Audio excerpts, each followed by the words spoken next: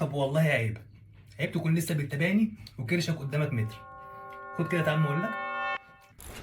يعني انا بقالي شهور عمال اقول لك كربك عالي، السكر بتاعك عالي، نام كويس، نظف اكلك، ريح جسمك، وانت مفيش سمعان كلام نهائي. بص كده، ده انا وده برضو انا. الفرق ما بينهم شويه حاجات بسيطه انا غيرتها في اسلوب حياتي. اسمعهم، يمكن يفيدوك، وصدقني هيفيدوك والله. انا عايزك تبدا يومك ببروتين. فكك بقى من الفطار فول وطعميه وكوبايه الشاي بلبن والكلام ده، الكلام ده هيفضل مخليك طول اليوم جعان. انا عايزك لما تبدا يومك تبدا ببروتين، عشان انت لما تبدا ببروتين يومك هرمون الجرلين بيقف، ده هرمون الجوع. انت لما بتقدر تسيطر على هرمون الجوع ده بتقفل شهيتك، ما بتبقاش طول اليوم جعان. تاني نقطه، انا عايزك تشرب ميه، اشرب ميه كتير.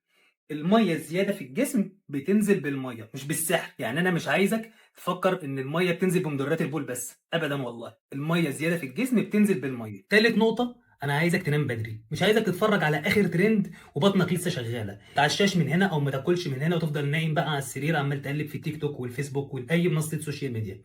ريح معدتك، قله النوم بتبوظ هرمونات الحرق بتاعت جسمك، وكرشك هيعند معاك. جسمك مش محتاج معجزه والله، جسمك عايزك تريحه. لما تريح جسمك الدنيا هتظبط معاك. اسمع مني، انا هديك الخلاصه. يلا، سلام.